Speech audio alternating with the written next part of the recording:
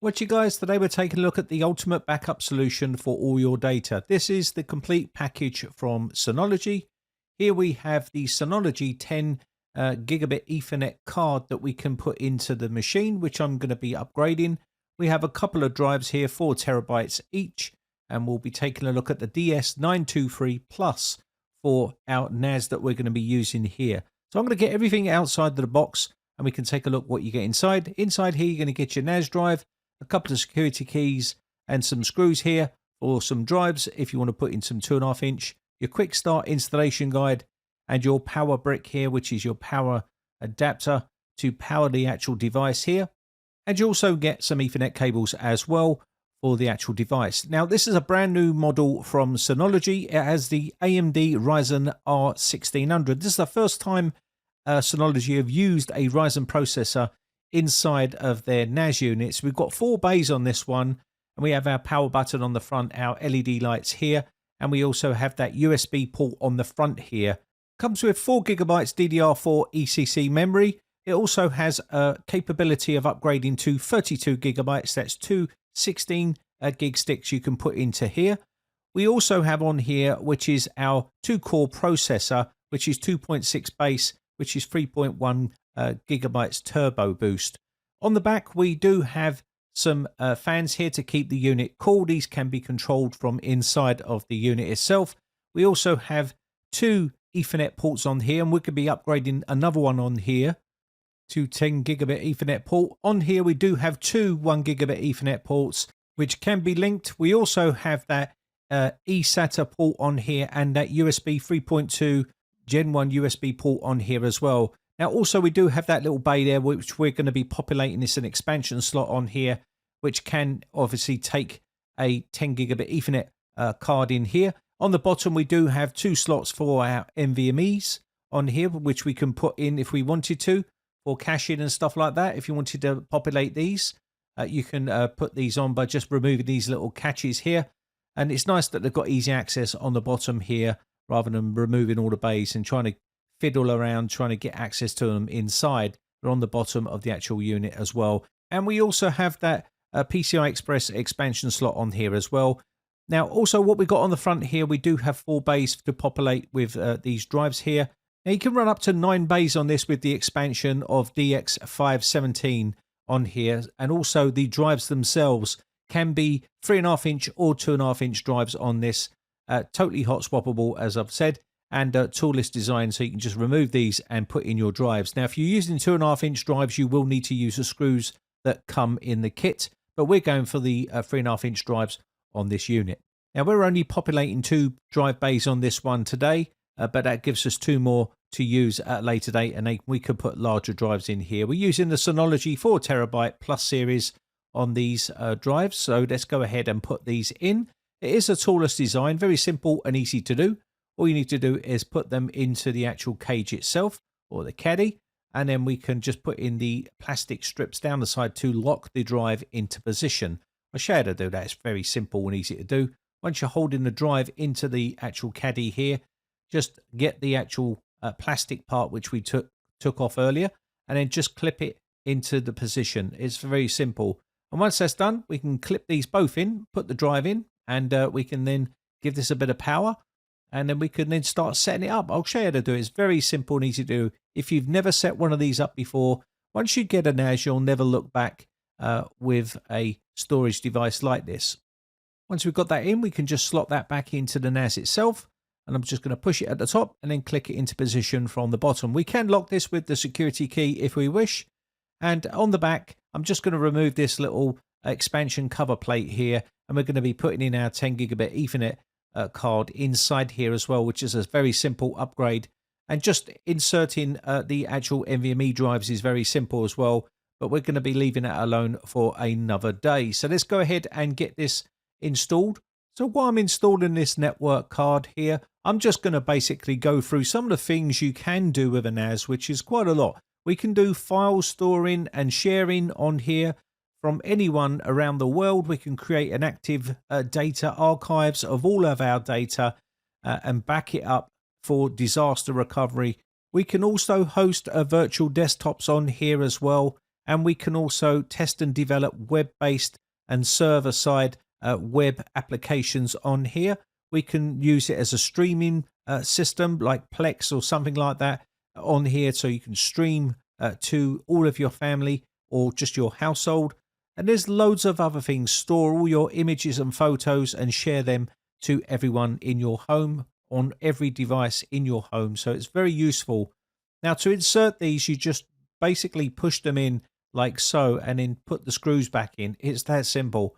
And once you've got this in, if you've got the capability, you will have super fast speeds with this 10 gigabit Ethernet port that we've just added to the unit. So these are not cheap. They're around about £150, but they are worth upgrading if you have the capability of running that in your home.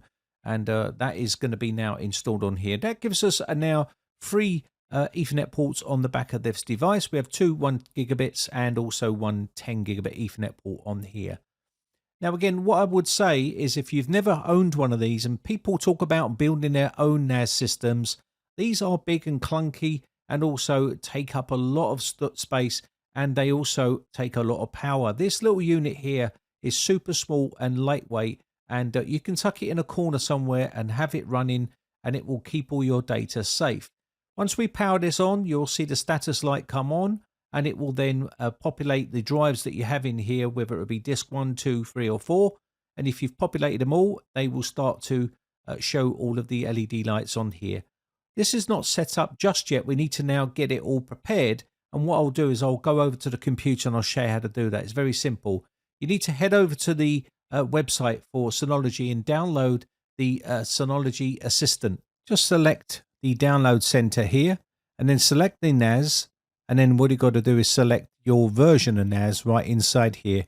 And also give you the download for the DSM 7.2. You don't have to worry about this right now, but if you do want to update your version here, you can do it from this part here. This is for the operating system. Hit the desktop utilities and you should see Synology Assistant here. Hit the download and we're going to download the windows.exe. If you're running Linux or Ubuntu, you can download the required versions right there. Once that's done, you can just click on the installation file, click on install, and it will go ahead and install the program. Just install this part here that says the device software, enable that to go through. And once that's done, it will then automatically say run Synology Assistant. You will see allow this to go through the firewall, agree to this because obviously it needs to find stuff on your network. So apply these and let it do a scan of your local network. If we look at the status section here, we've got one ready. That is my other NAS. And we can see here we do have one that's not installed on the network. And if you click on this, it will give you some information. It gives you the versions that you're running and also the model number of the Synology that you're running, the serial number and the MAC address. This is the one here. So I'm going to click on it. And basically what we're going to do is agree to the terms and conditions.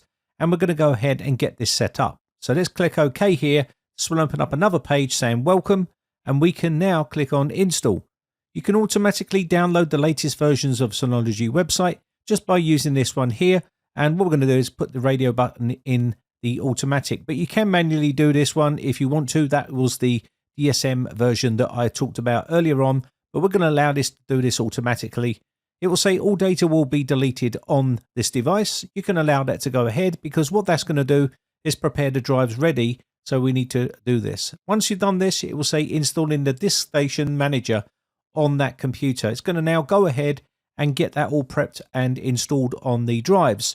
This does take a bit of time. I'll skip through this part here. But once you've done this, it should skip over to the next bit, which is setting it up. Let me show you how we're going to do that. You'll get a countdown timer. Just let that go through, and then it will start launching the building packages area here. So let that go through its motions here. And once that is complete, it will move over to the next section, which is setting up our account and getting it all ready. So you can see here, welcome to DSM 7.2, next generation data management. Begin here, click start.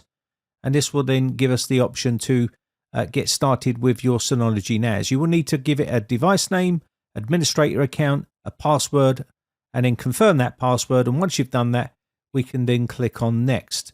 So let's go ahead and do that right now. This will take you to the next page, which is going to say select an option for your Synology NAS. automatically install important DSM and package updates recommended. So I'm going to go with the recommended here, and we'll let that move on to the next step. Create a Synology account to receive more benefits. It's advisable to do this, but I'm going to skip this for right now. But you should actually set this up right at this moment here. You can set it up a little bit later on, but I'm going to skip this bit because it does take a bit of time. So I'll go ahead and hit the skip anyway, and we can create that later on. And then you should get opt-in for better user experience. If you want to agree to these terms, you can do. I'm going to skip this part and say submit. And once we've done this, should load up the screen here. And we should now see securely access your shared files from anywhere. Install now, and you can install these, or you can say no thank you or remind me later. So let's go ahead and move on to the next section and get this prepared. So let's go ahead now and create a storage pool and volume. You can go back and read all that stuff later on. So let's get this prepared, ready to use our NAS. So I'm going to click start here, and you're going to get a bunch of options available depending on how many drives you've got installed. I've only got 2 drives in here, so I can either use RAID 1 or SHR, and that's what I'm going to be using, SHR. You can see here, it does give you a little prompt box here to read exactly what that means, and you can read through those. And if you don't understand about the actual RAIDs, you can always read up about those and take your time. There is some write-ups inside here to help you choose the right one for yourself. So if you've got 4 drives in here, you could use RAID 5 and stuff like that. JBOD, you don't really want to use that. That's basically using it as an external drive, really, with all your drives on it. It's not going to have any redundancy to protect you in case the failed drive. Now, SHR means if one drive fails, or RAID 1, that means basically if one drive fails, I'll have a backup. I will have my data still safe. So it basically use one drive as redundancy. So you can choose that one here. You don't really want this JBOD or RAID 0 because they're going to give you no protection for your data. It won't have no redundancy here. So we're going to choose SHR. Take your time in choosing which one suits you for your requirements, and you can go ahead and select that. Once you've done this, you can click on the next button.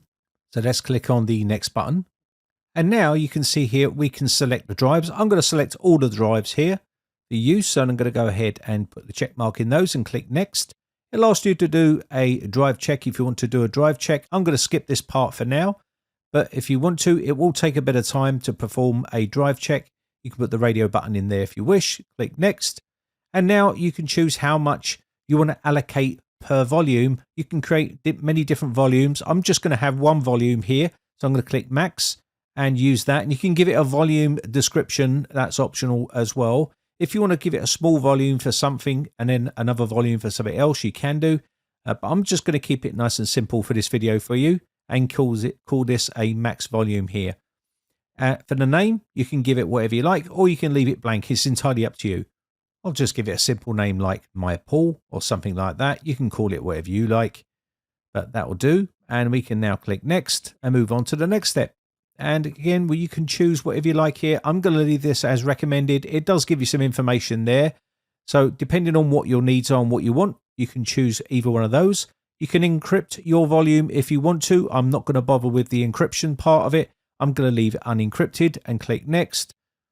And again, you've got some information here about the confirmed settings that we've just set up and gone through. So I'm going to apply these, and it will warn you that all the data will be probably erased. So we'll just let that go through the motions and load all this in. And once this is done, it will take a bit of time to prep the drives and get it all ready. And once this is all done, you can then create users on your NAS and then use your NAS any way you like. Okay, so let's move on. So basically, Synology will give you this little pop-up box that goes through and gives you little prompts to say access from anywhere. You can enable that feature. It will take you to that location, and then you can go ahead and enable the quick connect and things like that. Bear in mind that you will need to set up a Synology account like we skipped earlier. So if you want to enable this feature, you can now go through and set up that account and do all what you want to do here. If you don't want to enable that feature just now, you could just leave it. You're not forced to do anything on your own NAS. You can set it up exactly how you like. Now, I have made a video about securing your NAS, and I'm not going to go through all of that again right here in the security section. You can see there's a bunch of stuff that you can enable. If you want to see that video, check out my videos. I've done loads of videos on this sort of stuff, but this will help you tighten up the security, like enabling the firewall and all this sort of good stuff on your NAS. And also you'll be able to tighten down your accounts with two-factor authentication and loads of other good features like this. You can enable all this stuff and set it all up. If you want to see another dedicated video on this sort of things, then let me know in the comments section down below. I'll be happy to walk you through setting all this stuff up. It is pretty straightforward, and I'll be happy to make those videos for you. But you can see here, you've got plenty to set up in here, and you should be good to go. Auto block is exactly what it means, that if someone attempts to log on to your NAS from the outside world or from in your network and they don't know and they're trying to probe your password and username, they will have so many attempts and then they will be locked out. It's that simple. And you can set all that up here. It's a really good security feature to have. And there's a bunch of other stuff on here as well, which you can go through and set up. Let's take a quick look at the App Center here, accept their terms, and this will give you access to the Package Center, which we can download and install all of your apps that you want to use, whether it be for backing up, to back up your NAS, believe it or not. And also you've got other things in here which are quite useful, like Quick Connect, Plex, and loads of other stuff in here. I'm not going to go through them all. Synology Photos is very useful. If you have photos on your NAS or you back up your phone to your NAS, you'll be able to share photos in your local network or to anyone outside. If you want to, you can add them in. You can set up VPNs on here, pretty much virtual environments. You can do whatever you like inside here. Very, very useful. There's your Plex right here if you want to set this up as a media server, which this one will be set up for. And you can then upload all of your stuff on here and you'll be able to view it in your local home, on your local network or outside of your network. So there is the user interface, very clean and very easy to understand. You've got your security on here where you can go through and set up your security. I've covered this also in other videos, which is quite useful. But you can go through here and it will give you a rough idea of what needs to be tightened up and what needs to be set up properly to make it more secure. So it's a really useful little feature. You can see it's now going to scan and it will tell me exactly what needs to be set up. You can see the system here, system warnings, that needs to be sorted out. Account, that was probably something to do with the two-factor authentication and things like that. And you can go through until you get all your check marks being green and you'll know you're pretty much secure. So that is how you can set that up. Very simple and easy to follow. Let's go ahead here and we're going to go into the file station here and we're going to open up our shared folders. So we want to create a shared folder here. You can give it a name, call it whatever you like. I'm just going to call this, say, Plex Media, something like that. And this will be where all my media will be going if I wanted to set it up for a Plex server or something like that. You can call it whatever you like, movies, TV shows, whatever you like. Call it something that you will recognize. Give it a description here. And then once this is done and you've installed your Plex, you'll be able to put all your data inside here. It's pretty simple stuff. And you can have more than one thing running on your NAS at any one time. So if you're setting it up for a Plex server, you can also have it for your security cameras around your home, or you can set it up for virtual machines or whatever it is. It's not just for one thing at any one time. So once that's done, you can set this up and it will ask you, do you want to add additional security measures here, like encrypting? And I'm going to say no, skip this part, but you can do if you wish. Click next and move on to the next section here. So once you've set this up exactly how you like, you'll have your folder ready for all your data to be put in and you can then set up Plex. It's pretty straightforward. And once you're all done, you can move on to the next section here, click next here, and now it will give you the user permissions, who you want to allow to have access to this one here. Local users is there, and you've got system, internal user, and also local groups. I'm going to use this one, and you can see we have admin, the person that I've set it up for, and guest. So these will be disabled. So let's go ahead and give the read and write access to the big boss. And we can give that there. And we can block access for guest and admin. And we can now click apply. And we've now set up our folder. So let's go ahead and that's our first share done. And you can add other guests to gain access to this as well if you want to. And once we've done this, we can close this off. And that is that part done. So pretty simple once you know how. And if you want help setting these up, you can always join our Discord server and ask go there. I'll do my best to try and help you out if you've purchased one of these. And I will leave the links and stuff in the video description. Just for full transparency, this was sent over for review from Synology, and also all of the opinions are my own. No one is reviewing this video before it's released, and no money has changed hands for this review. Anyway, that is going to be about it. That is basically how you can set up your NAS and back up all your data from all your devices. And once you get a NAS, you'll never look back. It really is a useful device to have for all your home media. Anyway, with that said, my name has been Brian from briteccomputers.co.uk. Hope this video helps you out. If it does, then give the video a thumbs up and let me know in the comment section what you want to see done with this NAS. I'll be happy to make those videos for you. I shall catch you in the very next video. A big shout out to my YouTube members. I appreciate the support, and I'll see you very soon. Thanks again for watching. Bye for now.